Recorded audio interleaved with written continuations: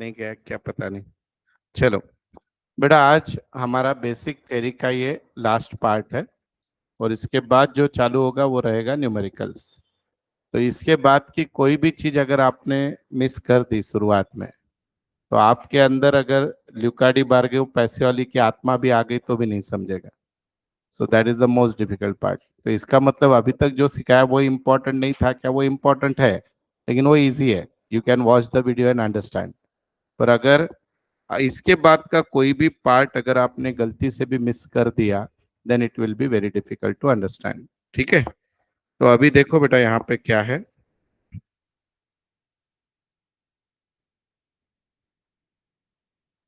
हम्म, यार कल के आंसर देते हो पहले? बोलो।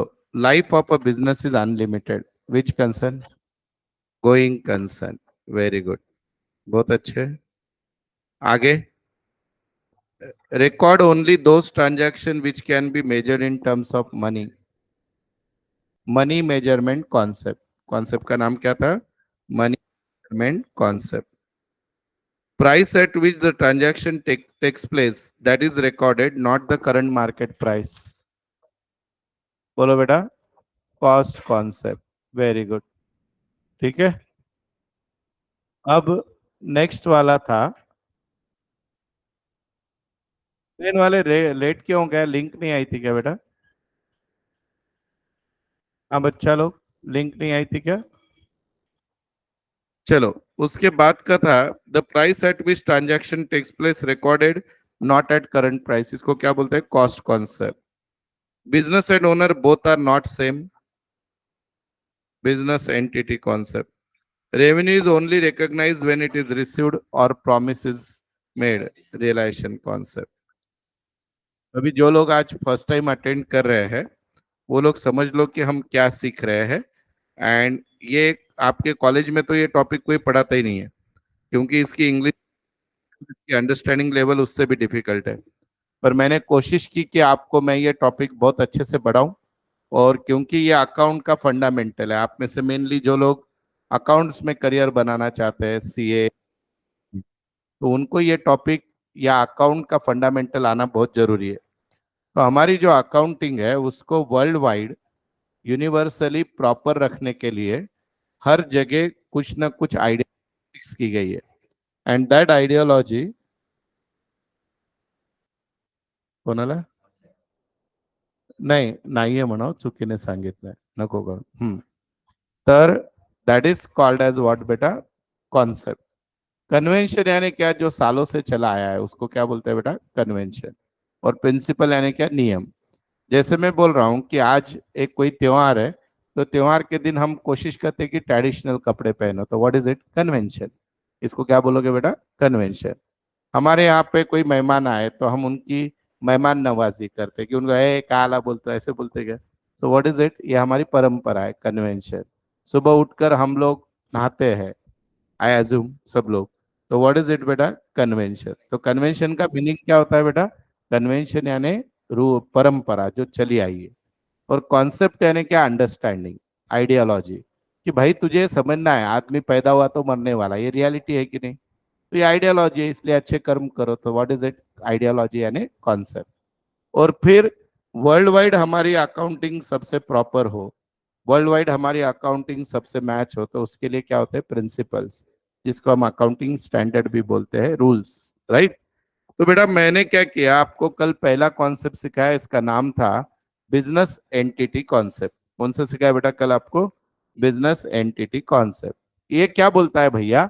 ओनर एंड, आज आपको सिर्फ स्टोरी सुनना है एकदम बढ़िया, क्योंकि आज के कॉन्सेप्ट और मजेदार है। बिजनेस एंटिटी कॉन्सेप्ट क्या बोलता है कि business and owner both are separate. Jethalal भले ही गड़ा इलेक्ट्रॉनिक चलाता है, पर गड़ा इलेक्ट्रॉनिक जेठालाल एक नहीं है। जेठालाल इज डिफरेंट, गड़ा इलेक्ट्रॉनिक इज डिफरेंट। इसको क्या बोलते हैं? Business entity concept. अकाउंट में ओनर का कैपिटल भी लाइबिलिटी होता है। मैंने मेरे बिजनेस को पैसा दिया, तो that is also a liability for business. फिर बेटा दूसरा कॉन्सेप्ट मैंने सिखाया, मनी मेजरमेंट कॉन्सेप्ट। यानी जो चीज पैसों में गिन सकते हो उसका ही रिकॉर्ड करो। यानी मेरा स्टाफ बहुत ईमानदार है, इसकी कोई एंट्री नहीं होगी। मेरा स्टाफ बहुत बेईमान है, इसकी कोई एंट्री नहीं होगी।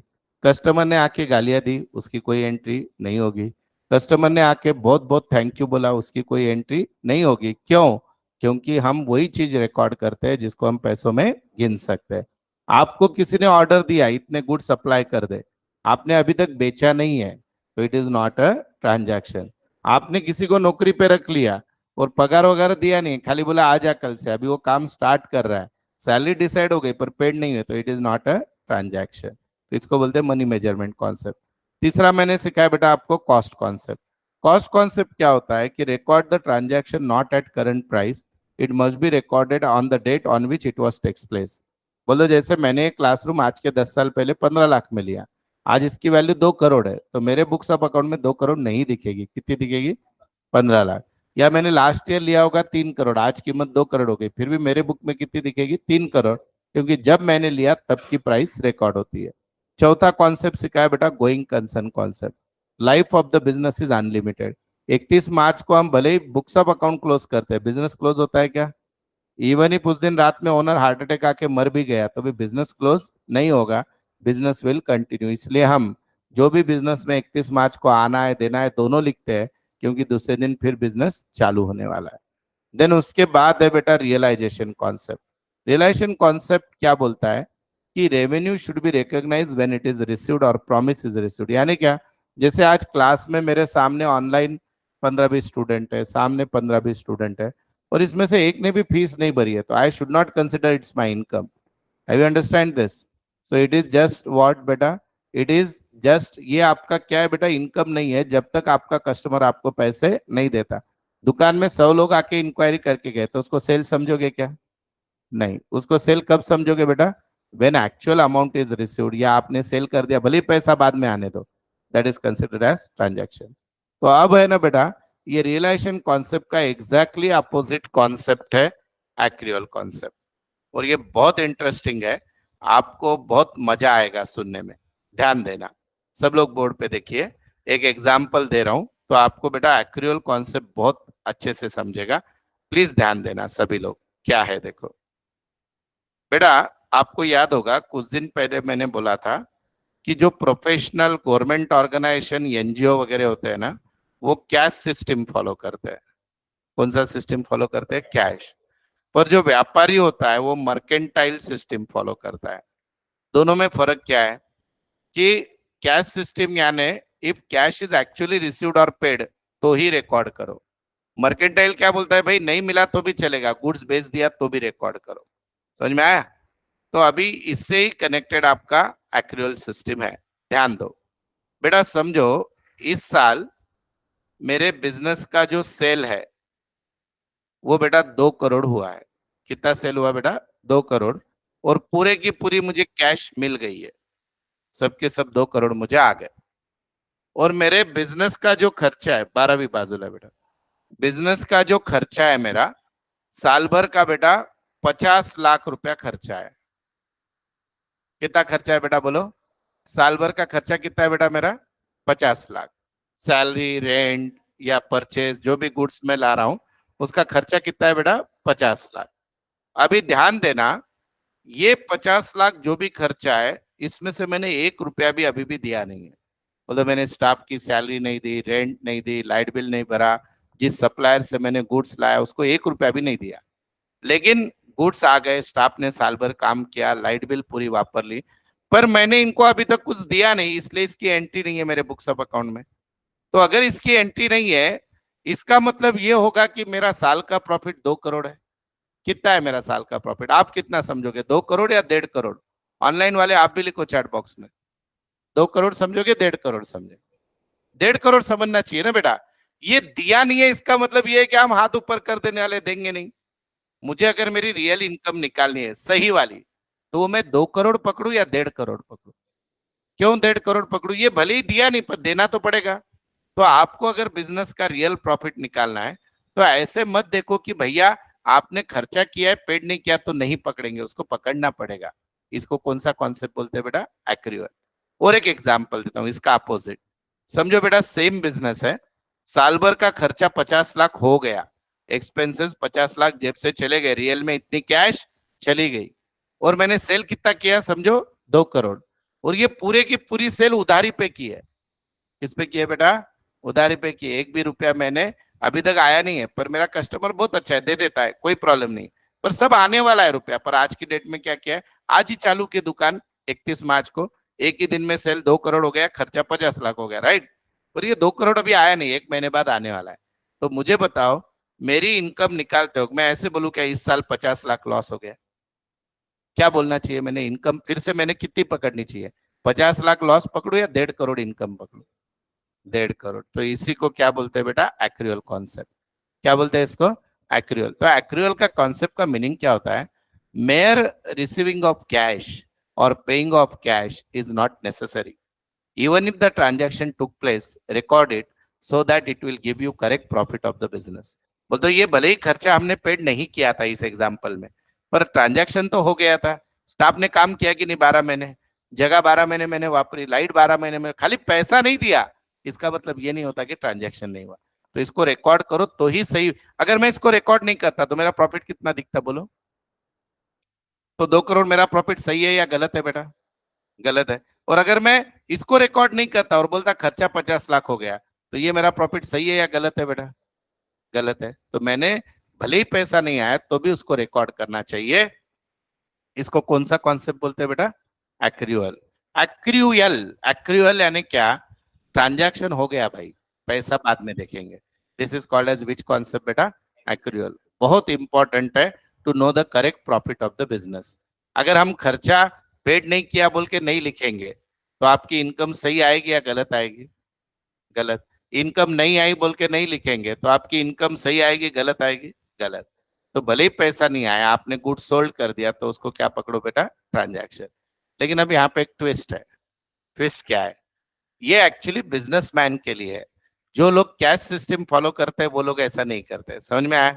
अब समझो बेटा, दगड़ू शेठ हलवाई ट्रस्ट है, वहां पे हजारों भक्त दिन भर आते हैं, हर कोई मन की मन में मुराद करता है, मैं 1000 रुपए चढ़ाऊंगा, 1100 चढ़ाऊंगा, 2000। ऐसे दिन भर में खुद गणपति साक्षात काउंट करने स्टार्ट कर दिया दगड़ू शेठ ने, और बोला आज दिन भर का 2 करोड़ आना है। ऐसा लिखेंगे क्या वो? नहीं लिखेंगे। जब रियल में आएगा तब, क्योंकि वहां पे कौन सा सिस्टम फॉलो होता है? कैश। ये मैं किसके बारे में बात कर रहा हूँ? बिजनेस। बिजनेस में कौन सा सिस्टम फॉलो होता है? मर्केंटाइल। Have you understand? पक्के से? चलो, मस्त मजेदार कॉन्सेप्ट है। अभी नेक्स्ट वाला पढ़ते हैं। अब है ना, आपको क्या किया है ना, याद है क्या कल मैंने एक चीज बताई थी? हम कौन सा, आज दो शुरुआत से मैं बोल रहा हूं, हमारी अकाउंटिंग का सिस्टम कौन सा है बेटा? Double entry system. इसका मतलब क्या होता है बेटा? जब भी कोई ट्रांजैक्शन होगा, इसका मतलब क्या होता है बेटा? जब भी कोई ट्रांजैक्शन होगा तो उस ट्रांजैक्शन में, एक ही मिनट, जब भी कोई ट्रांजैक्शन होगा उस ट्रांजैक्शन में हमेशा याद रखना कोई भी दो अकाउंट इफेक्ट होंगे, और वो दो अकाउंट या तो एसेट से रिलेटेड होंगे, या तो लाइबिलिटी से रिलेटेड होंगे, या दोनों से रिलेटेड होंगे। पर जब आप उस ट्रांजैक्शन को रिकॉर्ड करोगे बुक्स ऑफ अकाउंट में, तब एक जादू होने वाला है। क्या होने वाला है? क्या लिखा मैंने? LHS is equal to RHS, left hand side is equal to right hand side. अब बेटा मैं थोड़ा इलेबोरेट करता हूं इसको। आपके बिजनेस में जितने एसेट होते हैं उनकी टोटल इज इक्वल टू आपकी आउटसाइड लाइबिलिटी प्लस आपका कैपिटल होता है। सर नहीं समझा, अभी एग्जांपल सुनो।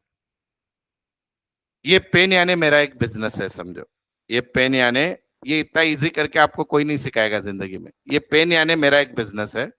इस पेन को शुरुआत करने के लिए मुझे 10 लाख रुपए चाहिए। कितने रुपए चाहिए? 10 लाख। तो बिजनेस में कैश आई 10 लाख। कैश कितनी आई बेटा? 10 लाख। अब ये 10 लाख कैश जो है बेटा, ये किसने दी? तो ये, एक मिनट, 10 लाख कैश आई, यानी कैश क्या है बेटा? एसेट है कि नहीं? बोलो सब लोग, कैश क्या है? बोलो सब लोग, एसेट है। अब इस 10 लाख की पेन को लाने के लिए मैंने बैंक से लोन लिया बेटा 3 लाख। बैंक से क्या लिया? लोन। तो मेरी लाइबिलिटी हो गई कि नहीं? कर्जा चढ़ गया, यानी क्या? लाइबिलिटी देना पड़ेगा आज न कल, 3 लाख। अब मैं क्या बोल रहा हूं सुनो। मैंने बैंक से 3 लाख लोन लिया और 10 लाख की पेन बना दी। ऐसे जादू हो सकता है क्या? मुझे पेन को तो 10 लाख लग रहे, बिजनेस चालू करने को कितने लग रहे? 10। और मैं बोला मैंने बैंक से 3 लाख लिया, हो गया बिजनेस चालू, ऐसे हो सकता है क्या? बोलो क्या किया होगा मैंने? खुद के पैसे डाले होंगे। कितने डाले होंगे? 7 लाख। तो LHS is equal to RHS हो गया, राइट? अब बेटा मैं इस इक्वेशन को अगर आपको पूछा कि इसमें से कोई भी फिगर मिसिंग है, समझो 2 मिनट के लिए, जैसे आपने अभी आंसर क्या बताया, 7 लाख, कैसे निकाला आपने? 7 बोलो, 10 में से 3 माइनस, तो मैं ऐसे बोल सकता हूँ क्या बेटा? Capital is equal to total asset minus outside liability. हाँ या ना बोलो, हाँ या ना बोलो। या मैंने आपको ऐसे बोला, मेरे पास 10 लाख की पेन है। कितने की पेन है बेटा? 10 लाख। और मेरा पैसा 7 लाख है। मेरा पैसा 7 है। इसका मीनिंग क्या होता है बोलो? मेरे पास 10 लाख की पेन है और मेरा पैसा 7 लाख है उसमें, इसका मीनिंग क्या होता है? मैंने बाहर से 3 लाख लिए। तो मैं ऐसे लिख सकता हूँ कि बेटा आपने वो 3 लाख कैसे निकाला होगा? Outside liability is equal to total asset, बराबर है, minus capital. Have you understand this? मजा आया? अब मेरा तीसरा सेंटेंस मैं बोल रहा हूं कि मैंने बिजनेस को 7 लाख दिए, लोगों से 3 लाख लिए, तो अभी मेरे बिजनेस में क्या पोजीशन होगी? 10 लाख होंगे। तो मैं ऐसे बोल सकता हूं, total asset is equal to outside liability plus capital. ये एक ही इक्वेशन से मैं 3 बनाया कि नहीं, बताओ आपने? इसी को ही बोलते हैं ड्यूअल एस्पेक्ट कॉन्सेप्ट। क्या बोलते हैं बेटा इसको? Dual aspect concept. अब आपको और इस पे एक पूरा टॉपिक है बेटा, अपने को 10 प्रॉब्लम सॉल्व करने, लेकिन और आपको मजा लेते हैं आपके, देखो अभी कैसे। इक्वेशन तो फिक्स है भैया, total asset is equal to outside liability plus capital. कोई भी ट्रांजैक्शन बिजनेस में होगा तो आपके RHS LHS सेम आनी चाहिए। अब हम एक एक करके देखते हैं। मैंने बिजनेस स्टार्ट किया 7 लाख रुपए से। क्या बोल रहा हूं मैंने बिजनेस स्टार्ट किया 7 लाख रुपए से। बोलो बिजनेस में क्या बढ़ेगा? बिजनेस में क्या आएगा? कैश। कैश क्या है बेटा? एसेट।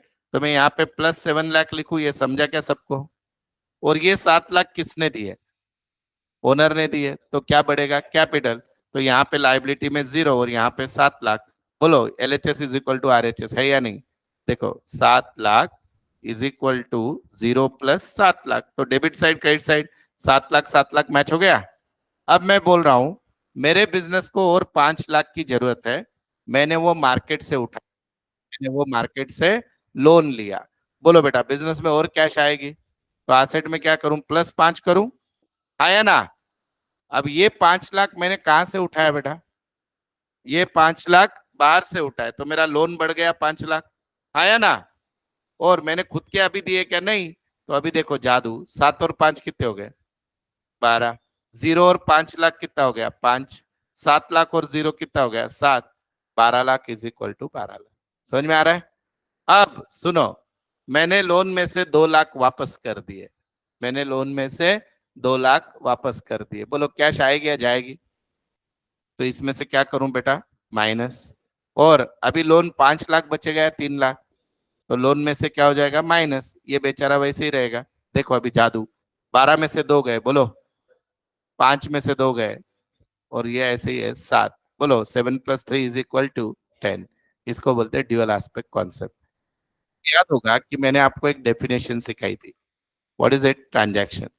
ट्रांजैक्शन में क्या बोला? Exchange of money from one person to another. तो 1 पर्सन टू अनदर यानी जब भी अकाउंट में बेटा एंट्री होती है, तो उसमें मिनिमम कितने अकाउंट है? 2। एक अकाउंट बेनिफिट देता है, दूसरा अकाउंट बेनिफिट लेता है। जैसे अभी बिजनेस में ओनर ने कैश दी, तो अकाउंट, किस अकाउंट को बेनिफिट मिला? Cash I. और वो बेनिफिट दिया किसने? ओनर ने।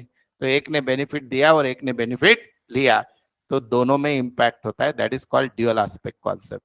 हमारा पूरी अकाउंटिंग आने वाले 5 साल सिर्फ इस पे ही चलने वाली है। जब भी कोई ट्रांजैक्शन होगा उसके कितने इफेक्ट होंगे बेटा? कितने होंगे? 2। कुछ तो बढ़ेगा और कुछ तो घटेगा। कोई तो लेगा, कोई तो देगा। कहां से? अभी समझो, मुझे खर्चा करना है बेटा बिजनेस के लिए, तो क्या कम होगा मेरे तरफ से? क्या कम होगी? कैश। और क्या बढ़ेगा? एक्सपेंसेस।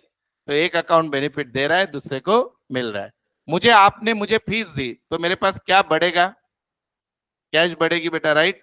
अभी ये फीस के केस में मेरी इनकम बढ़ेगी, राइट? तो कोई भी अकाउंट, अभी वो थोड़ा आपको समझने में थोड़ा टाइम जाएगा। अभी एक्चुअल में ऐसा होता है कि cash is a debit item, हाँ, और ये एक डेबिट बढ़ रहा है और एक डेबिट ये कम हो रहा है, बढ़ना कम होना। अब बेटा इनकम है ना, क्रेडिट आइटम होता है, तो इनकम क्या कि उस समय बढ़ती है, तो ये डेबिट क्रेडिट ऐसे मैच होता है। तो अभी इसके झंझट में मत जाओ, मैं आपको खाली इतना बताने की कोशिश कर रहा हूँ कि ड्यूअल एस्पेक्ट कॉन्सेप्ट का मीनिंग ये होता है कि when there is a transaction, whenever you check, your LHS is equal to RHS. And what is LHS? Total asset. What is RHS? Your outside liability and owner's liability, internal liability and a capital. Done? चलो, अभी next है बेटा, हमारे account में सिर्फ 7 ही concept है। कितने concept है? 7। बोलो पहला कौन सा सिखाया? Business entity. दूसरा मनी मेजरमेंट। तीसरा कॉस्ट कॉन्सेप्ट। चौथा गोइंग कंसर्न। पांचवा रियलाइजेशन। छठवा आज एक्रिवल। सातवां ड्यूअल एस्पेक्ट। अभी कहीं भूल गए गधे लोग, ठीक है। अब बेटा अब मैं सिखाऊंगा आपको कन्वेंशन। कन्वेंशन का मतलब क्या होता है? परंपरा। कन्वेंशन यानी क्या? परंपरा। जैसे शादीशुदा व्यक्ति ने, बोलो बेटा। Sir when will we receive the book? बेटा हो जाएगी, आजकल में मिल जाएगा। उसका कवर पेज नहीं हो रहा है रे डिजाइन, इसलिए टाइम लग रहा है, नोट्स तैयार है। चलो, तो न्यूमेरिकल चालू होने के पहले मिल जाएगा। अभी सुनो बेटा, कन्वेंशन का मतलब होता है कि जो चीज सालों से चली आई है और वर्ल्ड वाइड एक्सेप्टेड है, उसको तुम भी फॉलो करो। That is called as what? Convention. जैसे रोज सुबह उठने के बाद हम पेस्ट करते हैं, आई एज्यूम आप सब करते हो, तो ये क्या है बेटा? कन्वेंशन।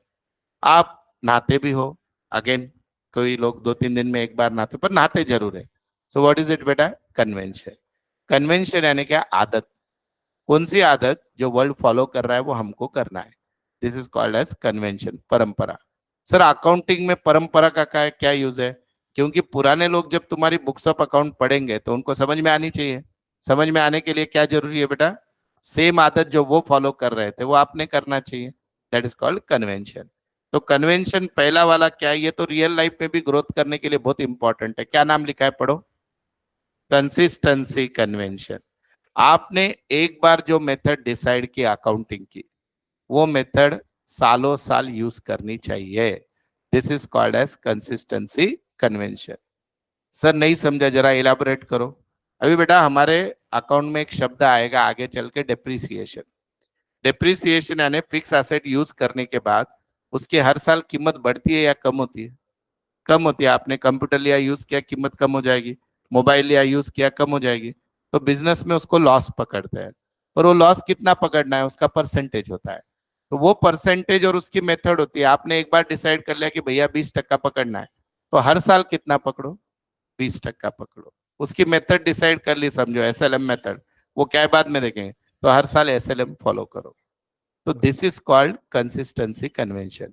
अभी इमेजिन करो बेटा, आप कॉलेज गए, आपकी पहली टेस्ट हुई समझो अभी अगस्त महीने में, और कॉलेज वालों ने मार्क्स दिए आपको नंबर्स में, आउट ऑफ 30 टेस्ट रखी, 20 मार्क 22 मार्क दे दिए। प्रिंसिपल का क्या दिमाग सर का पता नहीं, नेक्स्ट टेस्ट में कॉलेज ने बोला कि अभी हम मार्क्स नहीं देंगे, हम स्टार देंगे। क्या देंगे? स्टार। और आउट ऑफ 10 स्टार दे रहे कॉलेज वाले अलग अलग। फिर थर्ड टेस्ट में प्रिंसिपल बदल गया, वो बोला ये दोनों मेथड खराब है यार, अपन एक काम करते, ग्रेड देते हैं ABCD।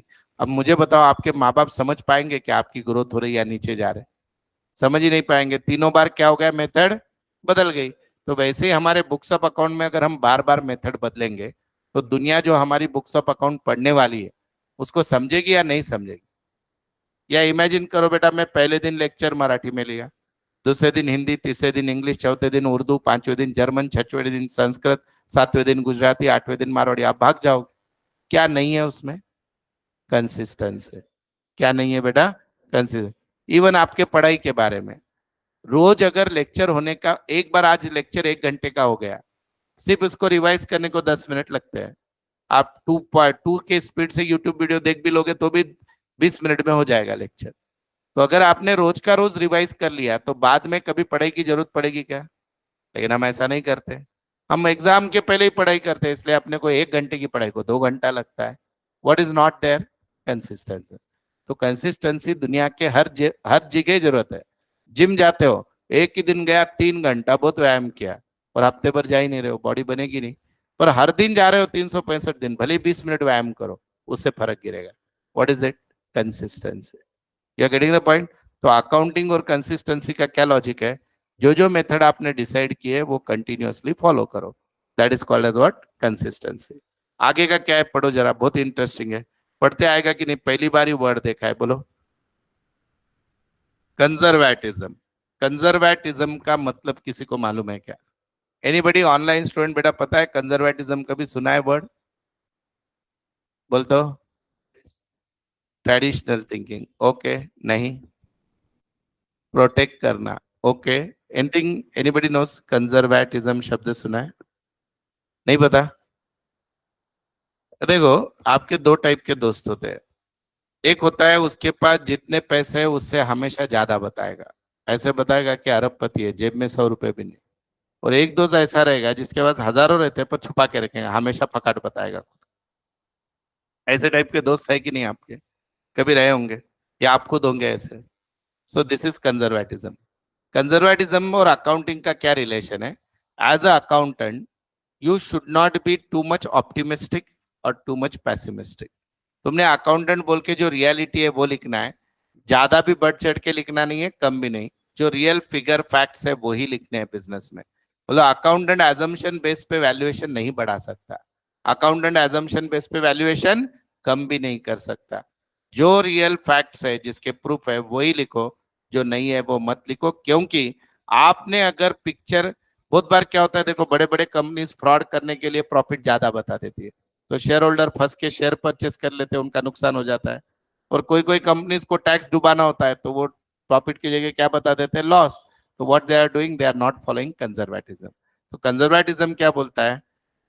जैसे दिखता, जो रियलिटी है वही दिखाओ, एग्जैगरेट करके मत बताओ। मार्केटिंग क्या है बेटा?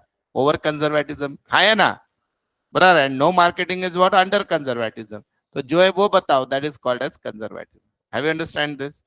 तो एक बार इसको पढ़ो अच्छे से, आपको कितना समझता है देखो। एंड देन आई ले। अभी बिजनेस में क्या करते हैं बेटा? प्रॉफिट बढ़ाने के लिए स्टॉक की वैल्यू ज्यादा बता देते हैं, तो ऑटोमेटिकली प्रॉफिट बढ़ के आ जाता है। और स्टॉक की वैल्यू नीचे ला लेते हैं तो प्रॉफिट कम दिखता है। सो दिस इज कंजर्वेटिज्म।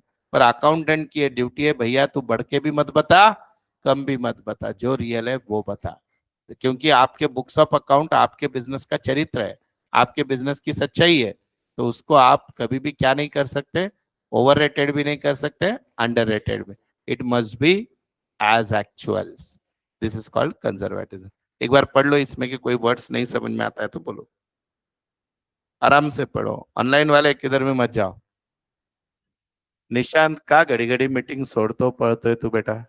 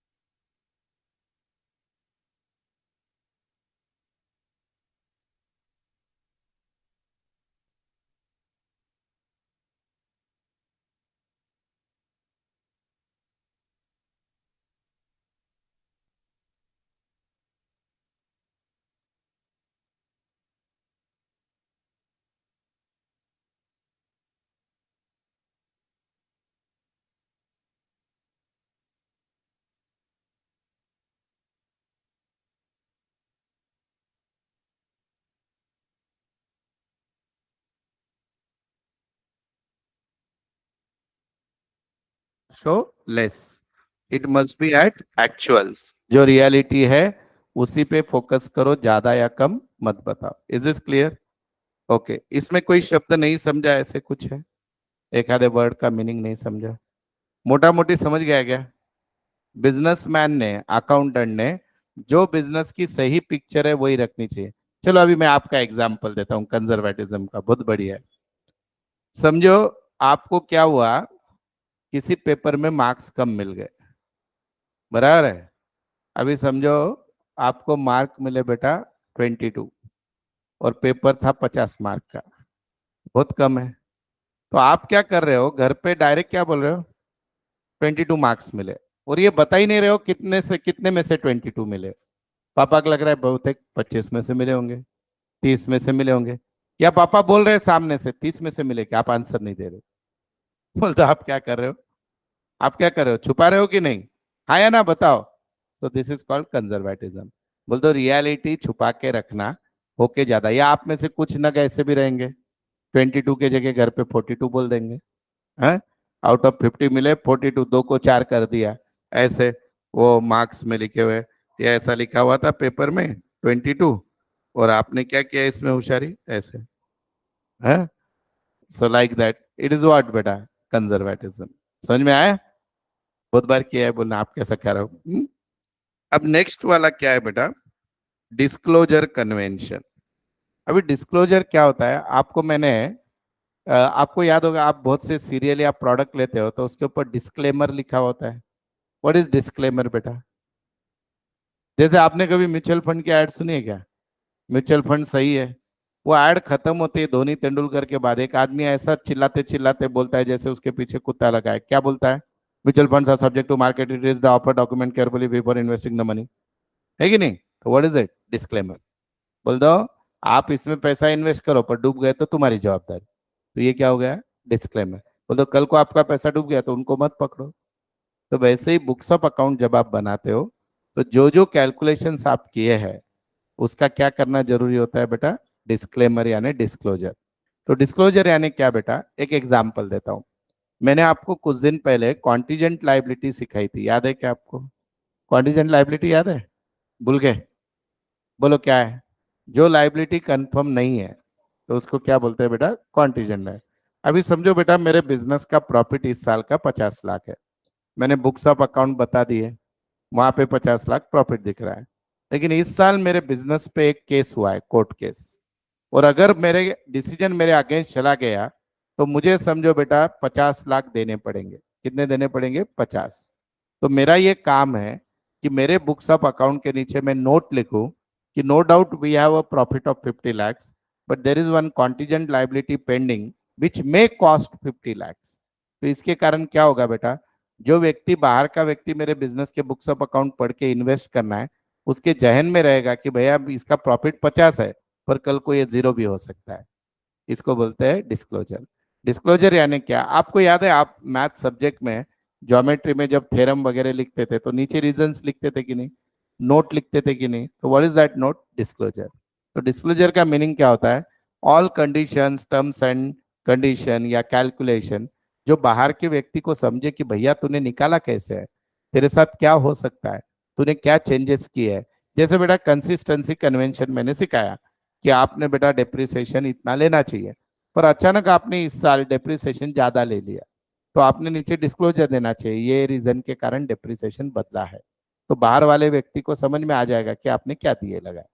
तो डिस्क्लोजर से क्या फायदा होता है बेटा, चीजें हाइड नहीं होती है, चीजें क्लियर हो जाती है।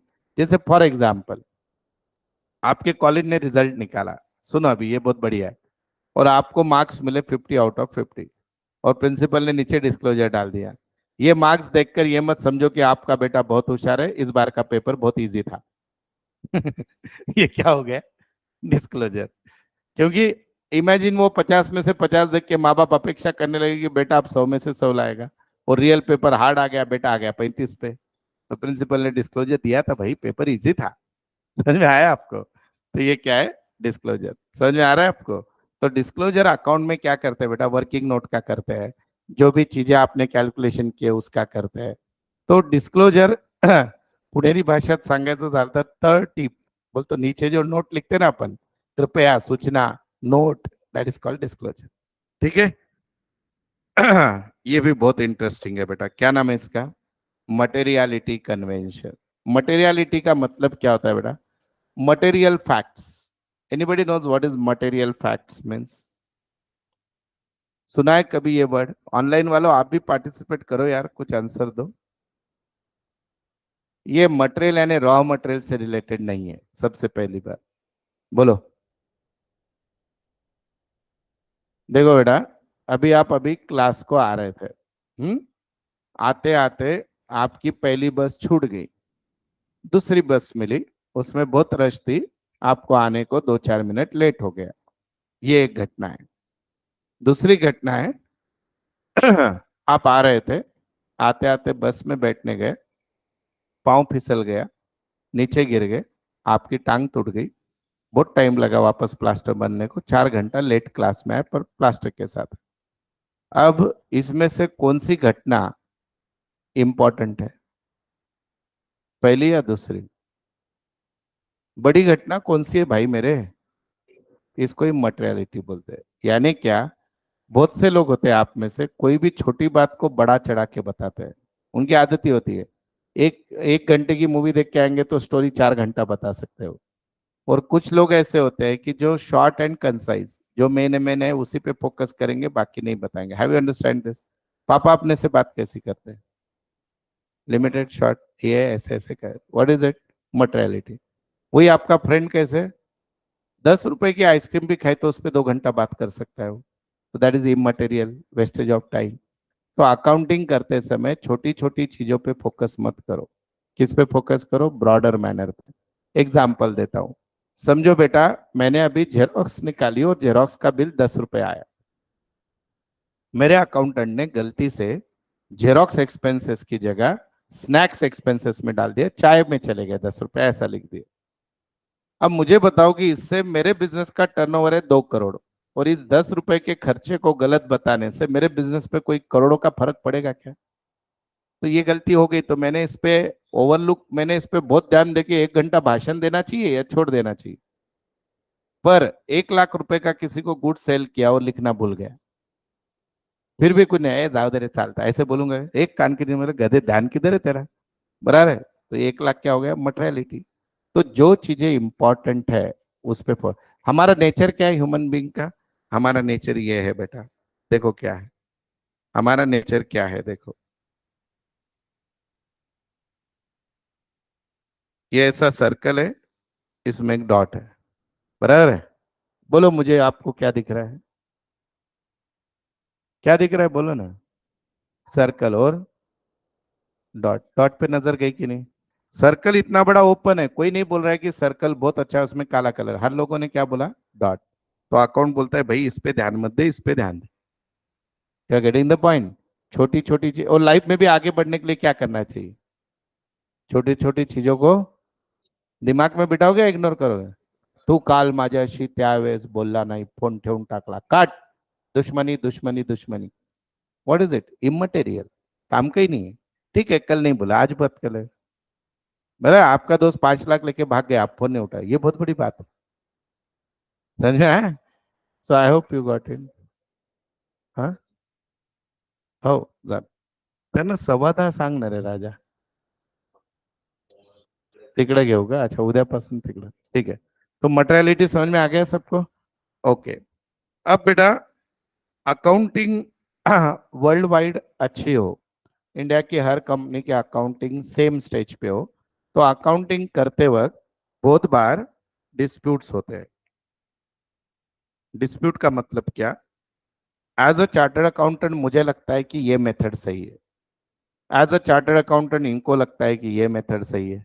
मेरे कुछ अपने पॉइंट है, आपके कुछ अपने पॉइंट है, लेकिन ना तू गलत ना मैं गलत, समय गलत, फिर क्या करें? तो इनका सबका आंसर देने के लिए कौन है? आईसीएआई। आईसीएआई यानी क्या बेटा? Institute of chartered accountant of India. ये हमारे इंडिया की टॉप मोस्ट अकाउंटिंग बॉडी है, जहाँ पे सारे चार्टर्ड अकाउंटेंट होते हैं। और वो लोग क्या करते हैं बेटा? अकाउंटिंग के रूल्स बनाते हैं, और उसको बोला जाता है अकाउंटिंग स्टैंडर्ड्स। क्या बोलते हैं बेटा? अकाउंटिंग से शॉर्टकट में क्या बोलते हैं? As. A stand for accounting standard. तो अकाउंटिंग में जितनी भी चीजें बड़ी बड़ी कंपनीज में प्रेजेंटेशन से रिलेटेड है, रूल से रिलेटेड है, वो सब कौन डिसाइड करता है? आईसी है, और उसको बोलते हैं अकाउंटिंग स्टैंडर्ड। तो अकाउंटिंग स्टैंडर्ड जो है बेटा, वो आपके सिलेबस में डिटेल में नहीं है, इवन पूरे बीकॉम तक थोड़ा थोड़ा है, पर इन जनरल अभी के लिए खाली आप 11 के लेवल में ये समझ लो, आईसीएआई जो बॉडी है वो रूल्स बनाती है, पार्लियामेंट का एक्सेप्टेंस मिलने के बाद वो रूल्स सारे कॉरपोरेट्स को, कंपनीज को, अकाउंटेंट्स को अकाउंटिंग करते समय फॉलो करने होते हैं। ऐसे जितने भी एएस है वो सब क्या कि हम लोग आपके सिलेबस में नहीं है, पर जैसे मैंने अभी 2 मिनट पहले बोला कि बुक्स ऑफ अकाउंट बनाने के बाद नीचे नोट्स लिखना जरूरी है, तो उसको बोलते हैं डिस्क्लोजर। क्या बोलते हैं उसको? Disclosure of accounting policies. देखो उसका एएस दिख रहा है क्या? इसका नाम पढ़ो, क्या है एएस 1 का नाम? क्या है? पढ़ो, डिस्क्लोजर ऑफ अकाउंटिंग पॉलिसीज। समझ में आया? 2 मिनट मैंने पहले बोला कि स्टॉक की वैल्यू कोई कम बताता है, कोई ज्यादा, कोई कॉस्ट प्राइस लेता है, मार्केट प्राइस, तो उसका रूल इसमें दिया है, क्या है? नाम पढ़ो, वैल्यूएशन ऑफ इन्वेंट्री। तो ऐसे हर चीज को लेकर एएस दिए हुए हैं, तो that is called accounting standard. पर आपके सिलेबस में एएस पे क्वेश्चन नहीं आएगा, ज्यादा से ज्यादा क्या आ सकता है, ये एएस किसके लिए है, fill in the blanks. AS 1 stand for, क्या लिखोगे? disclosure of accounting policy. AS2 stand for valuation of inventory. AS3 stand for cash flow analysis. तो ये एक बार जस्ट खाली नाम पढ़ लेना, पर वो भी पूरे नहीं दिए आपको, मेन में नहीं दिए, वैसे 29 एएस है। ठीक है, चलो। सो this is the end of the basic of commerce. अब हमारी गाड़ी जाएगी सेकंड गियर में। सेकंड गियर यानी क्या बेटा? अब चालू होगा न्यूमेरिकल, रियल सेंस में 11 चालू होगा। अब तक आप क्या सीख रहे थे? टाइम पास नहीं रे बाबा, बेसिक था। तो अभी सुनो, आपके लेक्चर का शेड्यूल मैं हर बार रिपीट इसलिए करता हूँ कि कोई गलती ना करे। तो इसमें पहली चीज ऐसी है कि हम लोग सोमवार, मंगलवार और बुधवार 3 दिन अकाउंट्स, और उसके पहले मैथ्स होता है 8:15 से 9:15, 9:15 से 10:15। आज भले ही 5-7 मिनट जल्दी छूटे, पर हम नेक्स्ट टाइम से उस क्लास में लेंगे तो सब बैठ जाएंगे। गुरुवार कल कौन सा लेक्चर रहेगा? इकोनॉमिक्स। शुक्रवार ओसीएम, और शनिवार रहेगा एसपी। तो जिनका मैथ्स है उनका एसपी जनरली नहीं होता। दूसरी चीज ऐसी है बेटा, आ, हाँ बेटा बोलता हूँ करने को। दूसरी चीज ऐसे होती है कि कभी कभी गूगल से लेट आती है बेटा रिकॉर्डिंग। दूसरा एक मुद्दा ऐसा है, कुछ स्टूडेंट जो अभी ऑनलाइन है, जो ऑफलाइन नहीं आना है पर कॉलेज स्टार्ट होने की राह देख रहे हैं, तो उनका रिक्वेस्ट था कि सर कॉलेज शुरू होने के बाद मेन मेन सिखाओ, ये करो। तो हम उस पर सोच रहे हैं, अभी तक फिक्स नहीं है। तो हो सके तो एक आध वीक गैप दे देंगे हम। आपका कॉलेज किसी का डेट बताया क्या, चालू कब होगा? नहीं बोला है, ठीक है। आप सब लोगों के नंबर्स है क्लास के पास? आप सबने नंबर्स दिए क्या आपके? हाँ। तो कल परसों तो आप लेक्चर अटेंड करो, उसमें दीपेश सर कह के आपको अपडेट कर देंगे नेक्स्ट वीक का शेड्यूल। डन? और आपके कोई भी फ्रेंड है, कोई भी अब तक का कुछ भी मिस हुआ ना, तो यूट्यूब का वीडियो देख के समझ में आ जाएगा। पर आज के बाद कुछ भी मिस हुआ अकाउंट का, तो आपके अंदर अगर ल्यूकाडी बार्गो पैसे वाली की आत्मा भी आ गई तो भी नहीं समझेगा। तो उसके लिए क्लास में आना पड़ेगा। या पुढे चुकीला माफी नहीं। ठीक है? अब तक का सब क्या चल रहा था, वो कैबलरी, शब्द है, मीनिंग है, ये नहीं भी समझा बोल तो ये ठीक ठीक समझा तो भी ओके है। और बेटा मेरी तो रिक्वेस्ट है, अभी हम बुधवार के बाद 4 दिन का गैप होता है अकाउंट को, अगर यूट्यूब के वीडियो आप अगर एक एक बार भी देख लो, 10-10 मिनट में रिवाइज हो जाएंगे। तो जब कॉलेज की फर्स्ट टेस्ट हो रही, इमेजिन करो आपके कॉमर्स की करियर की शुरुआत हुई, पहली टेस्ट हुई और उसमें 30 आउट ऑफ 30 मिल गए, कितना अच्छा लगेगा घर वालों को? आश्चर्य सा धक्का बसेगा, है क्या नहीं? तो वो प्लेजर आप दे सकते हो घर वालों को अगर वीडियो देख लो वापस। ठीक है, थैंक यू। आज जल्दी छूट रहा है, माफी चाहता हूँ। कल रेगुलर रहेगा क्लासरूम, खाली वो वाला रहेगा। ठीक है, चलो।